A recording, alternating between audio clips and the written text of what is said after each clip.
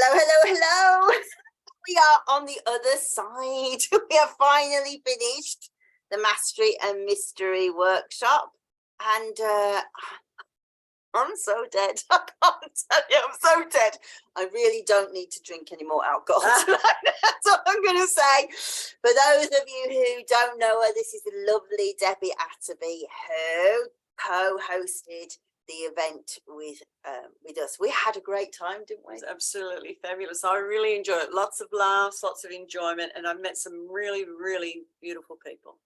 So I want to say to all of you who did come, thank you again. Yes, Goodness me, I know we did a lot of thank yous yesterday, but I didn't sleep last night. I went out and sat under the moon, but it was hidden by the clouds. But I just kept thinking, I just feel so lucky that that happened to me this weekend. And what an experience. I really loved it. And thank you everyone that sat in and asked wonderful questions as well. That was pretty special for me, I think, to bring Australia to here. It was lovely. Thank you.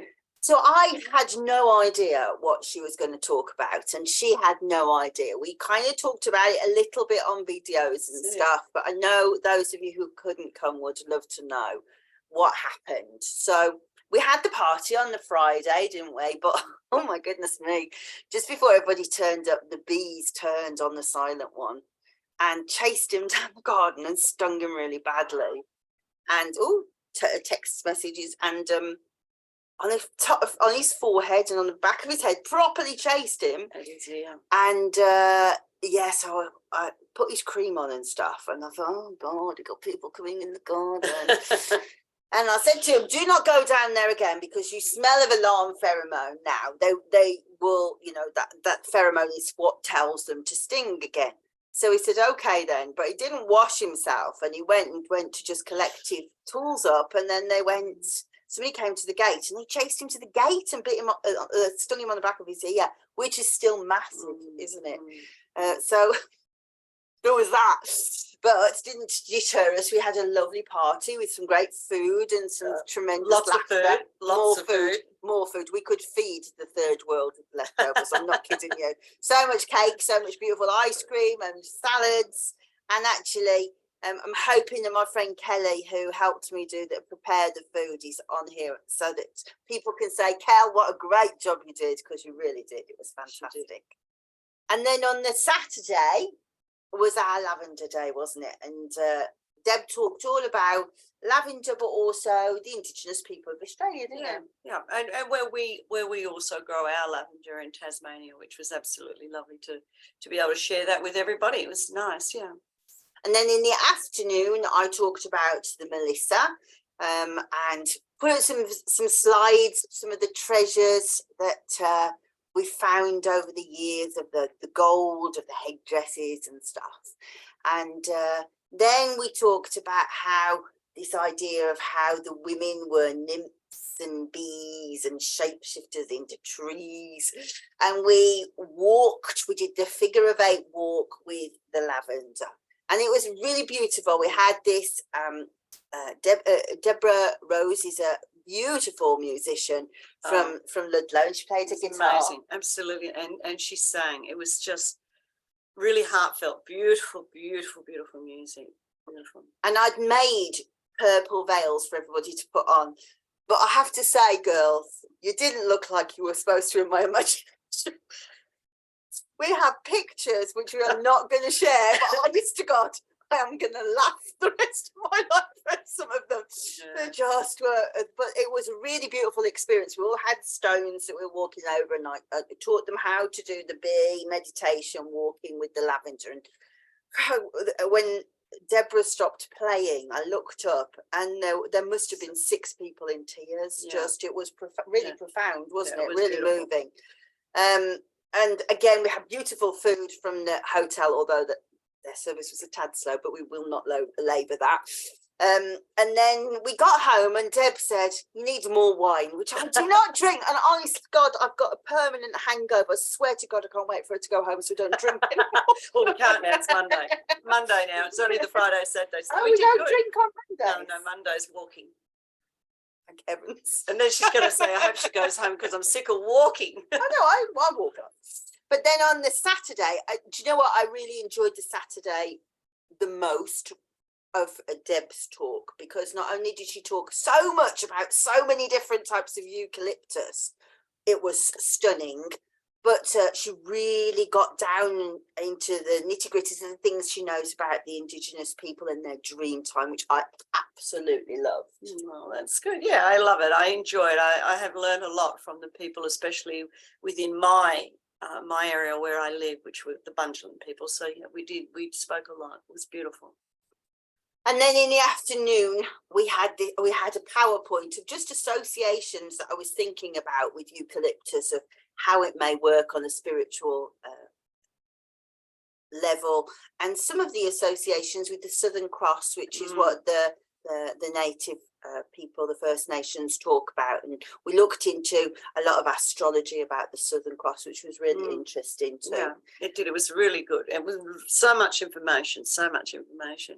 Yeah, and then we talked about the Roses and Stars, which is the lost energy system of the Grecians. But actually, what was really interesting was one of the ladies there had said that she'd been doing meditations with the Melisai for a long time, for about 2 years, and they had kept talking to her about Roses and Stars, and she said, I don't know what it is. And then so when we did the Roses and Stars, she was like, I've been told, they've been telling me this in meditation for such a long time. And we talked about how we could feel the oils sitting in our aura and in our energy systems as a way to kind of wear it, turn up in the world that way. And then we did a Roses and Stars meditation, which was really, really beautiful and connected to the stars and to the center of the earth. And that was really gorgeous. And then guess what? We came home and drank. You drank. I chopped her up more than me this time because I knew I'd have a headache otherwise. But so the reason that I wanted to tell you all of this was one of the ladies, Diane. Everybody was so lovely. I can't tell you, I fell in love with all of you. Diane has the most beautiful curly hair. I have to say this again, how beautiful Diane's hair is, and what a lovely lady she is. And she runs she runs a centre in the next town to me, and we've never met before. She's got a beautiful sound healing centre, and I've never been, and now I'm going to be there all the time. But Diane volunteered to put together a collective for us to be able to bring Australian oils over here for the European aromatherapists, for the British aromatherapists. I mean, we had people from all nationalities, didn't we? We had a lady from Canada over, an Algerian lady.